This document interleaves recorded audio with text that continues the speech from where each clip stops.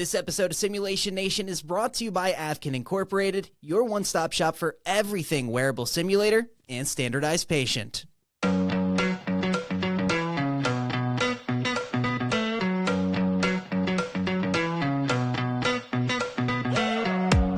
Hey everybody, and welcome to Simulation Nation. This week we are going to be talking about evaluation tools, and we are talking to the queen herself of evaluation tools, Kim Leighton, the one who really kind of started it all in terms of really making sure that these tools that we are doing were validated and kind of diving deeper into that. And I do have to say, Kim, we worked with her now. We've gone to her simulation center over in Qatar and worked with her there. And again, I feel like we say it every week with these people. They're just such good people. And again, Kim just kind of proves over and over again that she loves simulation. She loves the community of simulation. And this isn't in it. Like, again, no one comes into simulation trying to be a millionaire, but she really does it for the love of the game. You know, she just loves sim. She found her way into it. And again, the things that she's done and produced in her span of being a simulationist is so impressive. And again, goes back to that nature of giving that we always talk about, but just has always wanted to make sure that these things go out, that people are seeing them, that people are able to access them and gain access to them. And now that she's done that through Healthy Sim, of moving a lot of her evaluation tools over to Healthy Simulation, so you can go there, you can download them and get access to them. And these are meant to be used. Again, like, she doesn't want these hidden. She doesn't want these used in like one sim center. Like, if you want to use them for research for the masses, she wants people to be using these as much as possible. And again, I just appreciate that so much in, her getting that word out there and her getting her work out there. Yeah. And I think one of the big things when we were starting a company was they said that you can be a clock builder or a time teller. And a time teller is really someone who's just there to like micromanage and fix the problem, but isn't really helping to build something. And she really is a clock builder, where she's really set the foundation for these evaluation tools. Obviously, many other people have contributed to these evaluation tools. She has just rubbed shoulders with people and said, hey, do you mind if we put this on the website to give people to more access to these tools, and tried to make sure that the tools that are available are really well done as far as the research and reliable and validated. Yeah. So I look forward to hearing more about how you validate a evaluation tool. I think it sounds like a lot of work. That's all I have to say. It sounds like a lot of work. And I know that for us, when we were starting with the company and we were looking to do a checklist for like tracheostomy care and stuff, no one could agree. Everyone had their own opinion. And I would imagine it's very similar with trying to get these tools validated, that you're kind of starting and it feels like every drawer is the drunk drawer. You know what I mean? Like, you're opening it and it's like, oh, well, this needs to get figured out. And then you open the next one and it's like, oh, well, this needs to get it's just, I'm assuming, and again, I don't know this because I've never done it, but I'm assuming there is not a very easy process in terms of what this looks like. Now, again, I think she's done it enough that it gets easier as you go forward. She kind of knows what to expect. But again, she is brilliant. And again, that just goes to her credit of being able to kind of work through this.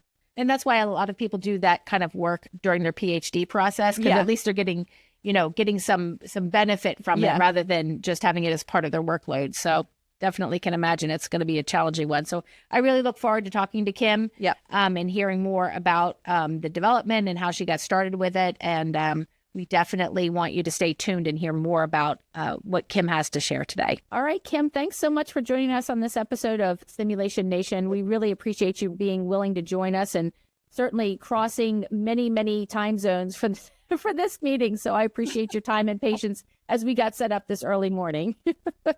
Not a problem. I'm just very thankful that you asked me, and I'm humbled by that. And it's late afternoon for me. So yeah, for sure. Well, I thought it was really important. Again, what we do in this podcast is try to come up with things that simulationists, internationally, a broad range of people would be interested in, topics that they are interested in, things that we feel that we have expertise in. And when we don't have that expertise, we definitely reach out to those that do. So as soon as we talked about evaluation tools, because that's a common question that we get wherever we are doing some summits or whatever, I thought of you right away. You are the queen of evaluation tools. So we really appreciate you joining us.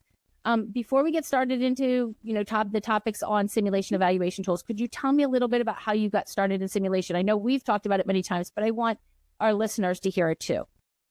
Sure. So I'm an ER nurse by background, and I moved Go to ER education. nurses. That's right. That's right. ER. I miss it sometimes, but I'm confident that I could go back and still start an IV on anybody because we had so much practice. I'm Absolutely. positive. Yep. But I moved to education. Interestingly, when I think back on it, it was during a different pandemic. It was when we had a really, really horrible flu outbreak. This was back, must have been around 2001, because that's when I made the transfer to education. We were holding a lot of patients in the ER, and I was trying to be an ICU nurse and a progressive nurse and an ER nurse at the same time. But it just didn't feel safe for me anymore. So I thought, now's the right time. So I applied for a position at our nursing school, and I was automatically put in the skills lab because that's where every new person went, and teaching the first semester students in a diploma program, which I loved because everything was new for them. Everything was exciting. They couldn't wait to get home and call their mom and tell them what they did that day. So one day our college president came in my office and she's like, "How would you like to go to Florida?" Like, it's February and I was in Nebraska, so that was a pretty easy answer. And then later I went and I said, "Well, what do you want me to do in Florida?" And she said, "Well, I want you to go to this conference and tell me whether we should buy a human patient simulator." And I looked at her and I'm like, "What's a human patient simulator?" I had never heard of it before. Yeah. And she was so visionary.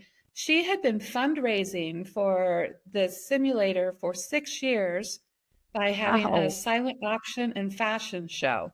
No way. Where our local doctors and nurses and their families dressed up in the latest fashions of JCPenney and walked across the stage. And she had enough for the very first, this was when the human patient simulator was the only one. It was before SimMan. So it was $250,000. Yeah. And she's like, "Just go check it out and let me know what you think." So I'm like, okay. So off I went, and it was the Medi, which is now CAE Healthcare. It was their conference. And at the end of the first night, I called her and I'm like, "Yes, write the check. This is going to be really important for our nursing students." And so when I got back, she's like, "Okay, you're in charge of it." I'm like, "Great. Why?" She's like, "Well, because you know what a human patient simulator is." And then she automatically gave me 3 days a week. Instead of sending me to clinical, she sent me to the sim lab. And she's like, "I'm just going to let you figure it out and tell us what we need to do with it." And it was such a gift. Looking back on that time, that not only did she realize that we would benefit from it, but she realized that she needed to give some time for development and just learning how to figure this out. And as we both know, that's a huge missing piece, even still today, 25 years later. And so, I would come in on the weekends, I'd stay on the evenings, and I would play with it, almost like trying to break the system. Code. Yeah. You know? Like, okay, well, if I push this button, what happens to it? And if I put in this number, what's going to happen to it? And but I realized pretty quickly I could not break it. And then so there's no fear, right? Right. Instead, it becomes this learning process. So then about 6 weeks later, it became a full-time position because we were able to quickly get a mass of faculty that were believers.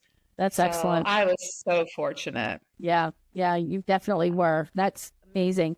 I remember I had an iStand and I kind of did the same thing because it was about the physiology. You programmed it based on physiology. So you had to really kind of understanding increasing fluid volume, decreasing fluid volume. And so I was like, okay, so how does this affect the blood pressure? What does this do over here?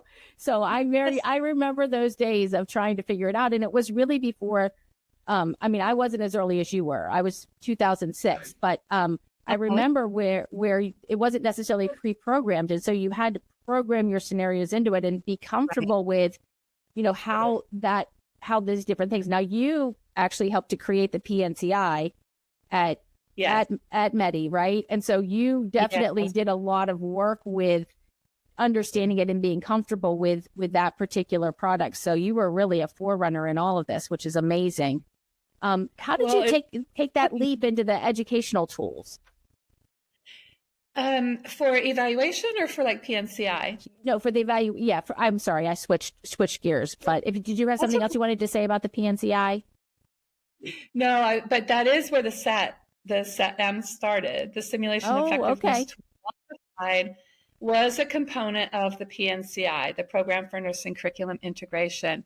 And just quickly, for those who've never heard of it, at the time, and unfortunately still, faculty didn't have time to write their own scenarios and figure out how to do this. And there were no standards of best practice back then. Although when I look back on what we did, we very much followed what became standards of best practice. I'm very proud of that. But it was designed as a curriculum that any baccalaureate program could just take off the shelf, and the programming was already completed. All the documentation, everything that was needed was there. Right. And so I did get really good at programming as a result, because there were 125 scenarios. Yes, I remember. So I finally learned my physiology, which I absolutely did not learn in nursing school. Oh, wow. Absolutely did not. So because of that program, I thought, well, we need to have an evaluation tool. So I guess my thoughts about evaluation started really early on. But so I took the one that I created when I was at Bryan College of Health Sciences. That's what it is now. And I asked we had 7 schools that participated in the development of the PNCI. And I asked them to send me their evaluation tools, and then I was going to combine them and create one. They were almost all exactly the same, quite honestly. Really? Wow, that's amazing. Mm-hmm. Yeah, it really was when you think back on it. We were all looking at almost exactly the same thing. So I combined that, and we called it the Simulation Effectiveness Tool, and we included that in the product. So then it was in 2014, maybe. I was working for a multi-campus nursing program, and we were looking at something that could be used across all of the campuses and all of the scenarios.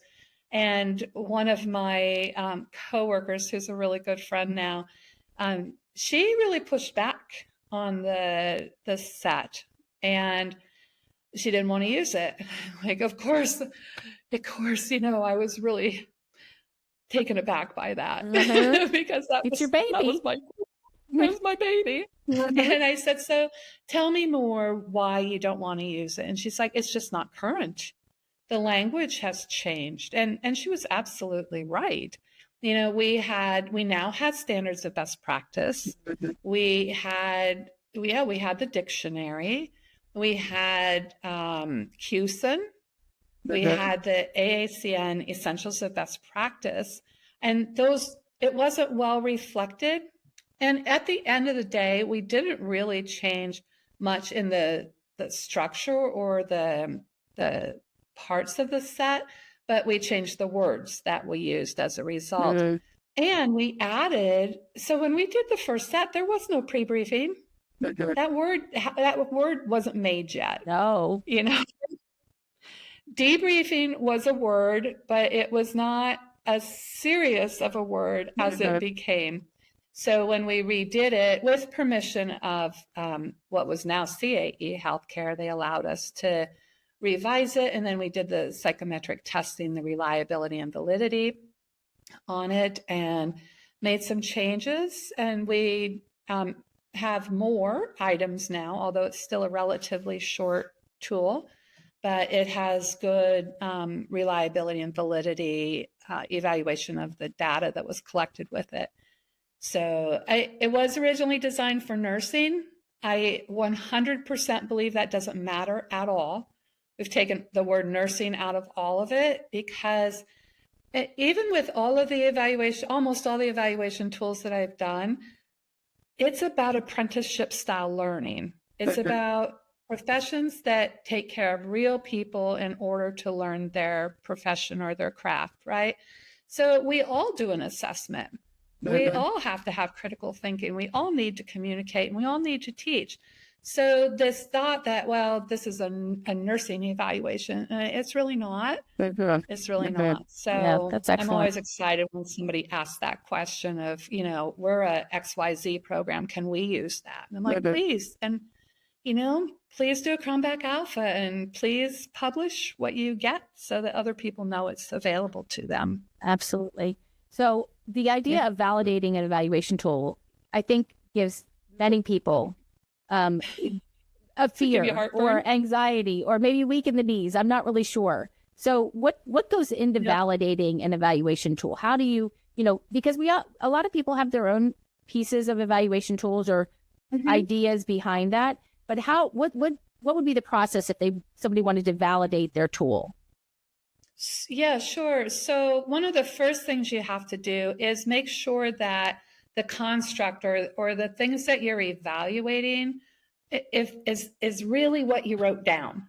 So when somebody else it's just like submitting a manuscript and then somebody else reads it and they're like, I don't understand what they're saying here, right? So it's the same idea for an evaluation instrument.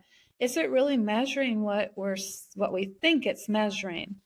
And so the first step, and I'll just kind of describe the process that I did for my dissertation because that's the first tool that I created, because I thought wrongly that doing a survey like my advisor suggested would be easier than doing interviews like I was originally going to do on another topic. But when I did that, it was at the time where the National Council was trying to decide, can we replace clinical with simulation? And in my brain, I'm like, well, nobody's ever compared them.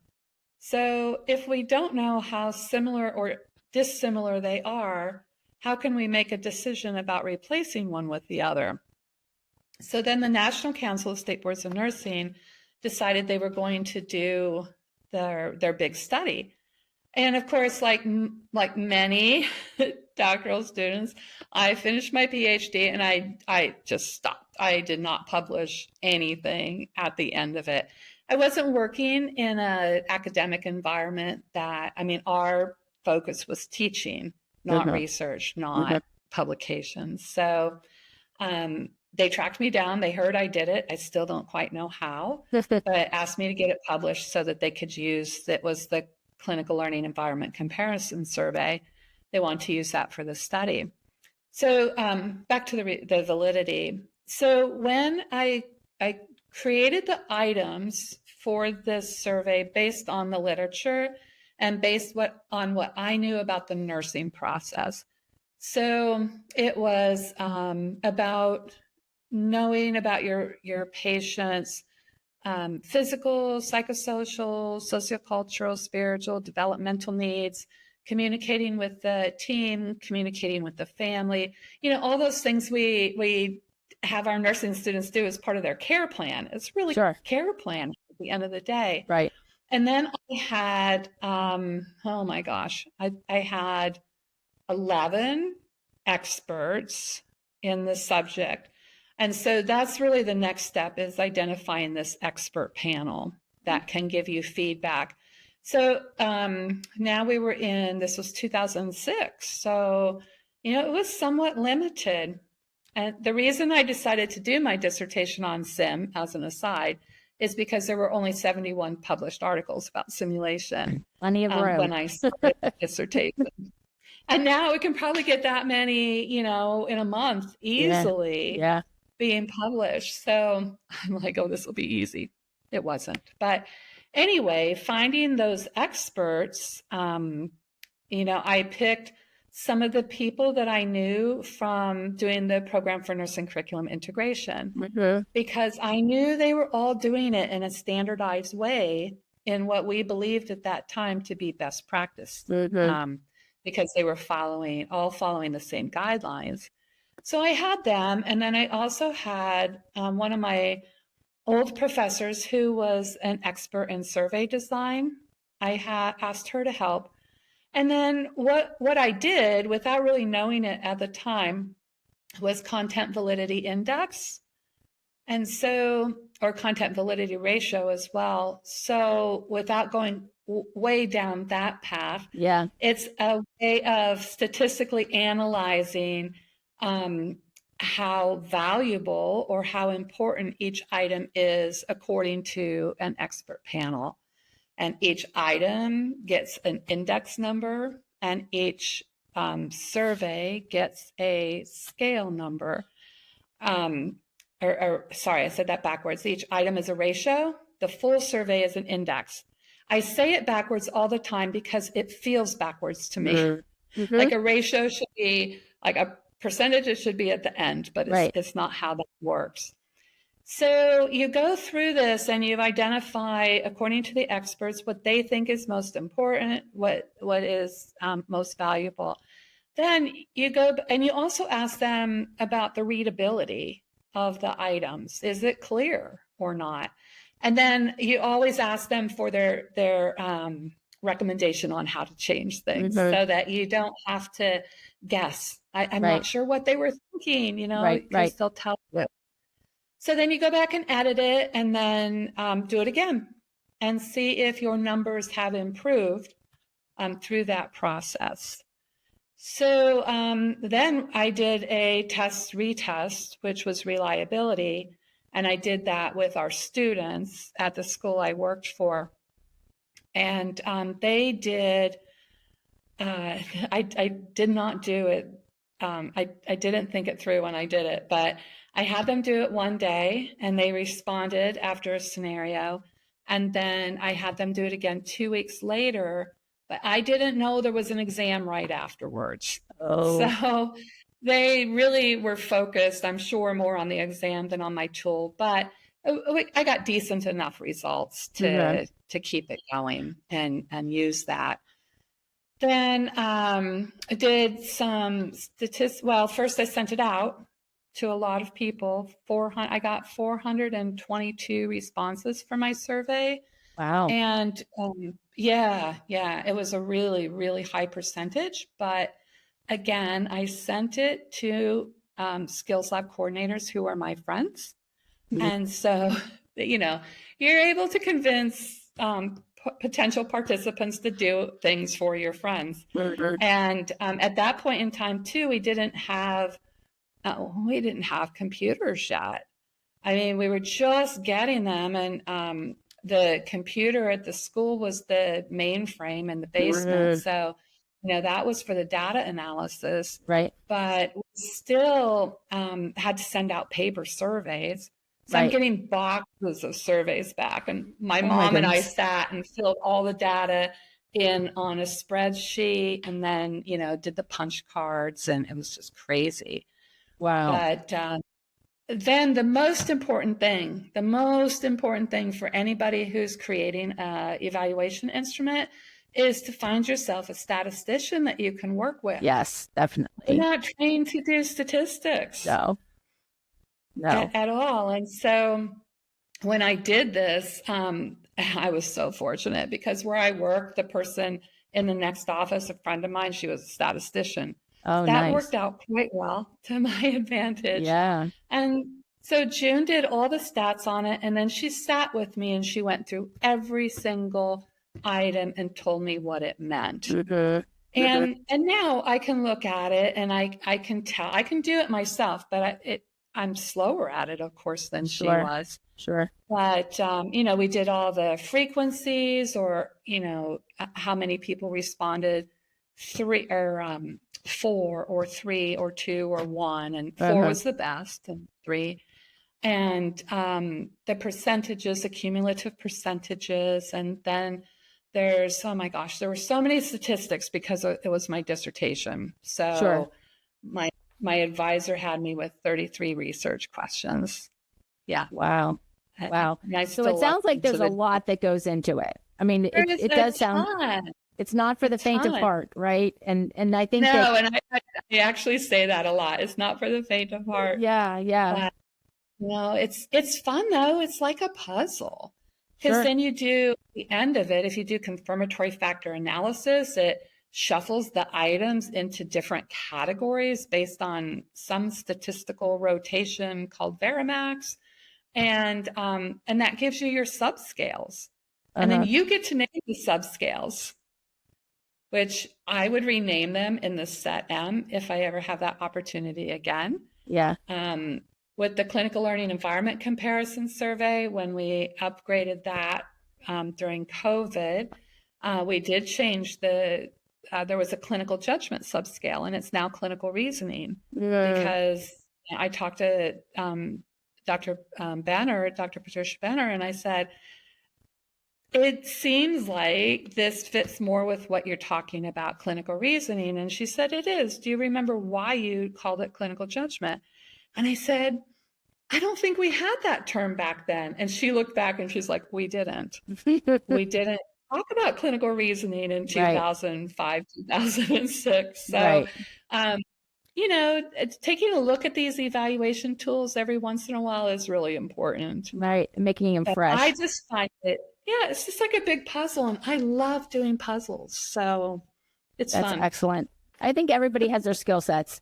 I know I did a Delphi study for a couple of different, research projects that I did, and that wasn't as overwhelming, I think, as all of the work that goes into validating it, and making sure that the tool is ready to go, checking the validity and the reliability. But it was a process of getting the experts and doing the surveys and getting the feedback, and then getting the next panel of experts and getting that feedback. So I know a little bit about it, but I wouldn't say I was an expert.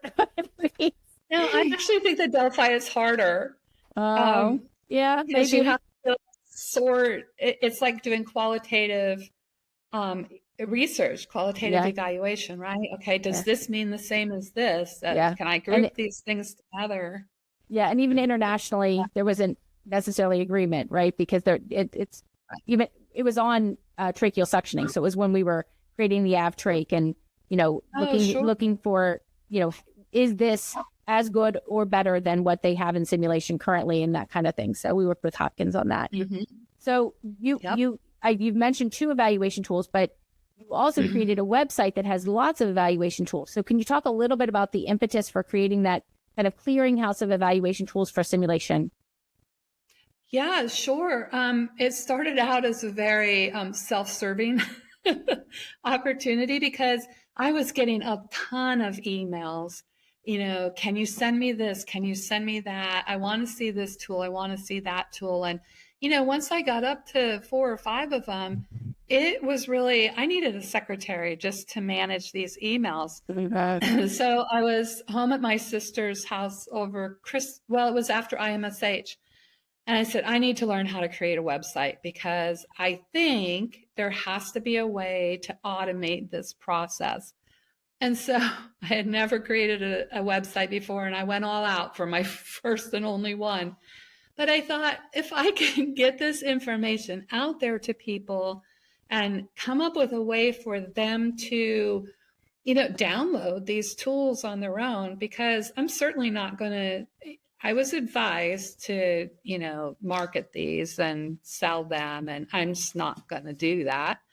But I needed a way to get them to people. So when I set up, I used Google Sites because it was free. And honestly, it was pretty easy. And I guess I had done a website before when I worked in Lincoln to help develop the website for the university. But this was a little different.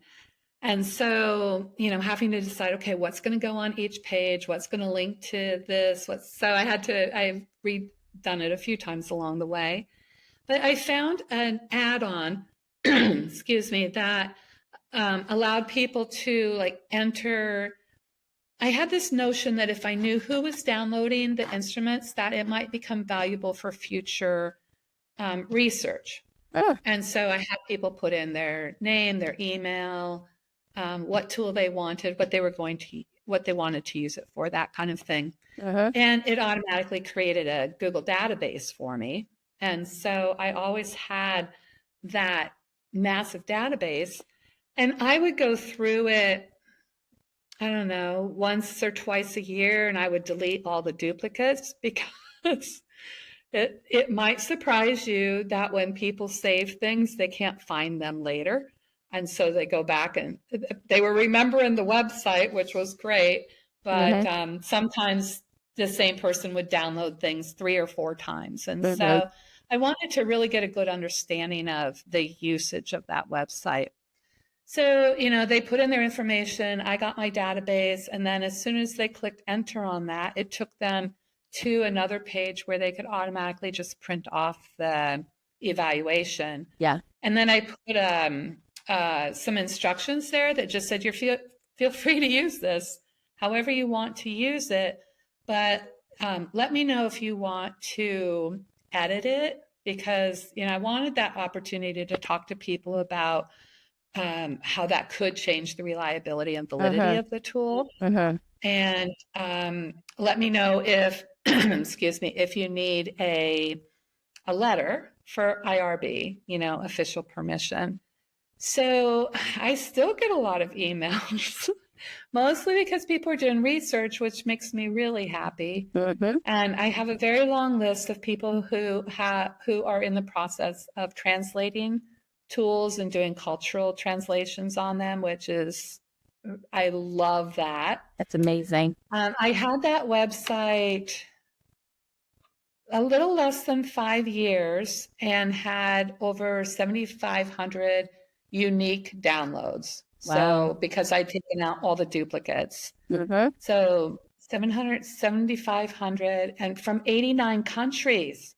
That's excellent. And that was the most amazing part of all. I mean, 79 countries, 89 countries. Yeah, who would think? Yeah. Never did advertise it on LinkedIn, but otherwise. Yeah. I mean, and I think SSH supported some of that, right? Directing people to that website. Wasn't there? No? I don't know how I got to it then. I thought SSH, it was like a link through SSH. So maybe not. Okay. Well, that's amazing. And so the other people, those aren't all your evaluation tools though, correct? There's other people that have contributed. Yes, there are other people who have contributed. So Jill Sanko had done some work, and I knew the reliability and validity work that she did on her. So I asked her if she wanted to distribute it that way. Cynthia Ferranda and Eric Bauman also had one that was well evaluated. The Quint level tool that was done probably 3 or 4 years ago now. Yeah, so I would seek out people that I thought had done really good work. But I just want to be clear, it was not exhaustive. Like, I did not contact everybody because it was just a matter of, passing somebody in the hall at IMSH after they presented their tool and saying, hey, let's put it on the website so more people can get it. Right. Yeah. And the same with the translations. So. Right. Yeah. So to be clear, there are other simulation evaluation tools out there, but this was just a group of your colleagues that you knew that had done good research on their tool, and you wanted to provide an opportunity for multiple people to download this, have access to it. And since you're thinking about retiring in the next couple of years, you then contacted HealthySim, right? Is that what happened? Yes, there was also another reason for that, and that was because Google decided one day to shut my website down because of an infraction of their community rules. I hadn't made any changes to my website in several months. Sure. And so, of course, the first thing I did was went through their rules, trying to identify what the problem was. Never did figure it out. I asked every friend I knew who had website experience, and and knew IT to a much higher level than I did, and none of us could figure it out. And you know what? Google does not have a phone number for you to call and ask them. So you're kind of stranded. And so the reason for moving it to Healthy Simulation was really twofold. I needed to get it back up. It was down for, I'd say, close to a year. Oh my. Which again, put me in the same position I was in before I created the website. Right. Responding to emails all day long. Yes. Right. And then yes, I'm of that age where I'm not going to work forever. And I wanted some way to maintain the website because, I mean, it's just an example of a way to give back to the community, right? That's Just excellent. to figure out what that need is and make it freely available to people. So I didn't want that to stop. I don't want people to have to write journals. I never publish my tools. I'll publish the analysis of them, but I don't publish them because then nobody has to ask the publisher for permission to use it. So that's why I did that. And then I talked to Lance Bailey, for those of you who don't know, manages healthysimulation.com. He's been heavily involved in simulation for quite a few years now, and he has an amazing audience. His audience size is very big. So not only can he keep my website and the evaluation instruments moving forward, but he can reach more people than what I was likely reaching on LinkedIn. So he was, at the same time, he was upgrading his website. So we finally got all that moved over. It was right before IMSH because we announced it at IMSH of 24. So, and I have to say, people are finding it because I'm back to very few emails again. And the emails are only to ask for a letter for IRB or to ask if a translation already exists. And if not, can that person do one? So I think we're back to stable again, which is wonderful. Oh, yeah. And, Lance has done amazing work to move simulation forward, but we really appreciate all that you have done. When we were first starting Avkin, I would describe people that were in simulation to the people that were starting of, this is a grandma in simulation, this is an aunt, this is a cousin. And that's how they kind of was familial. And so just seeing, whenever people like me say that we are standing on the shoulders of giants, I consider you one of those giants that has really helped to move simulation forward in a very meaningful way. And we thank you so much for all that you've done and are doing, continuing to do.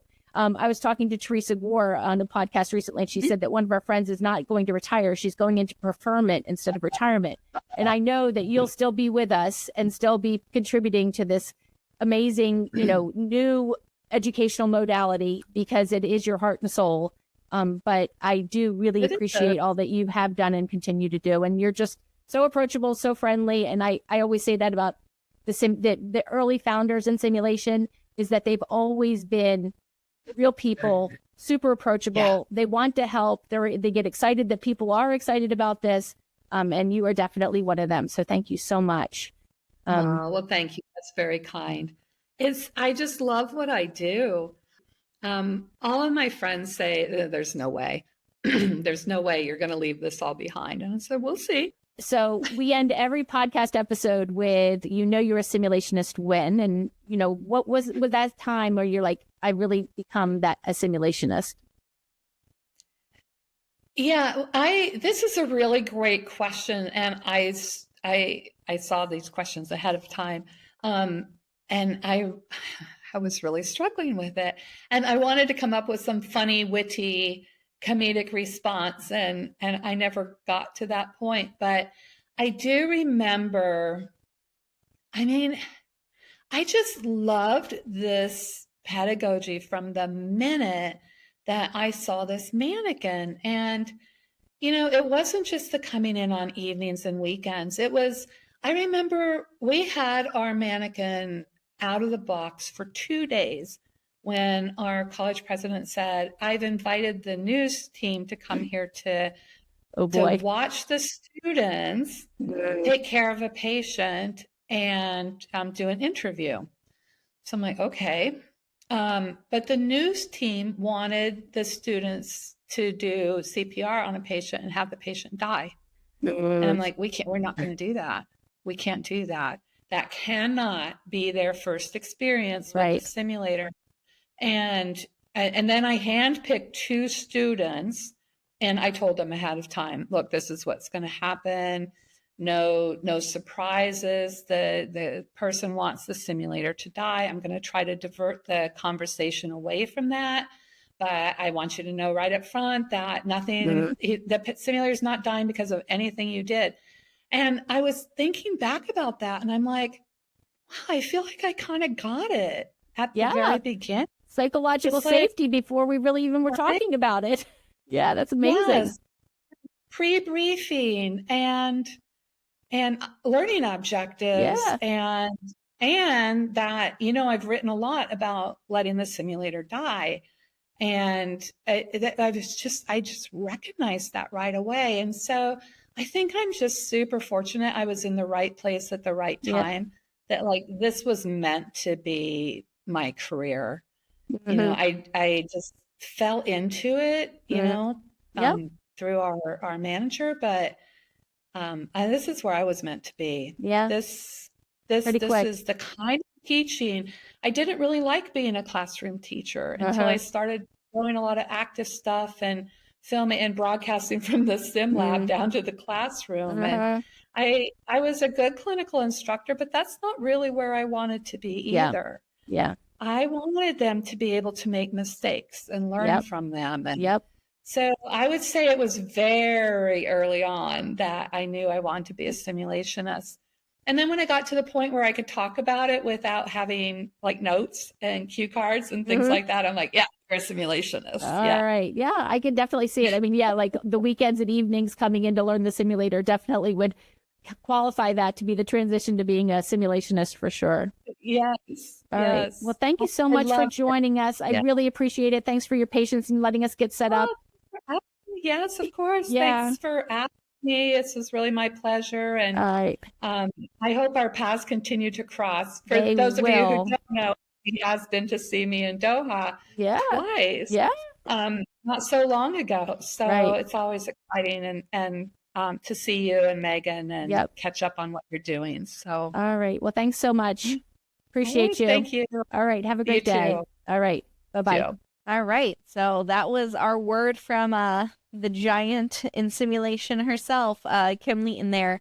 Again, we are so excited for Kim just to hear her full journey in simulation. I think it's always so interesting. And I know we were talking about this recently when we were with her, but also just hearing from kind of like start of her getting into simulation, where she, kind of just found her way in, which I think so many of us do. She just found her way in a lot earlier because she had a visionary leadership.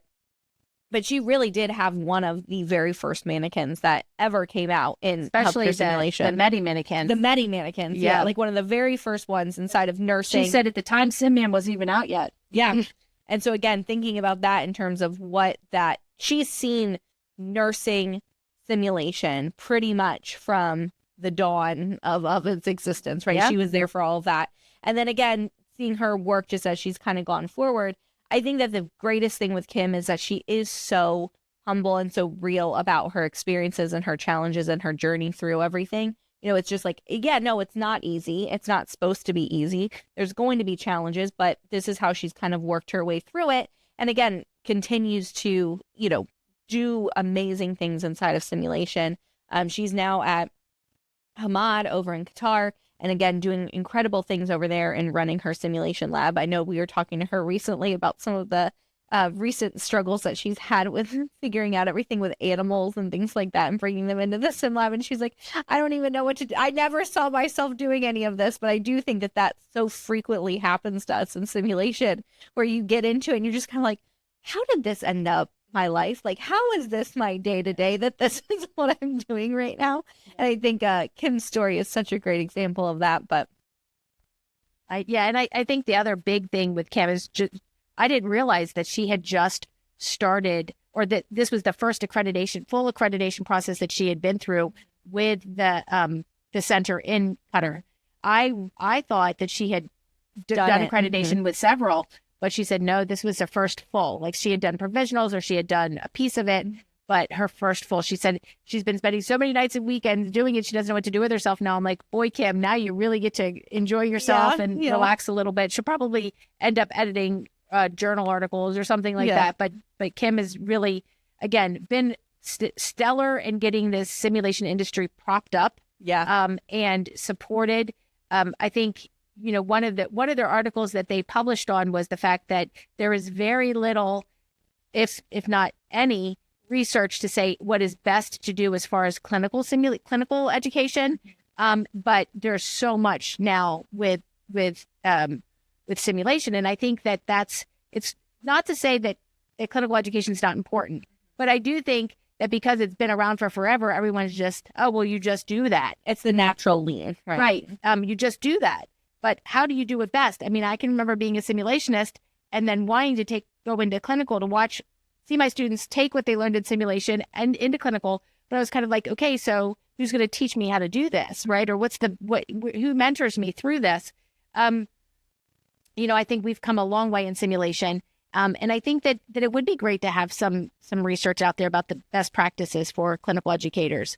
But anyway, that's a side point. I do think that as far as the development of these evaluation tools, the research that's gone into this, and the fact that she is kind of leaving a legacy. But I think that anytime you get to hear from someone who has such a legacy inside of our world of healthcare simulation, you can just gain so much knowledge from understanding that. And again, I think that she's really set herself up in terms of working with Healthy Sim to get those eval tools out there for the masses that people can access them. And again, I know she put them out there because she was getting so many requests for them and people were wanting to be able to use them.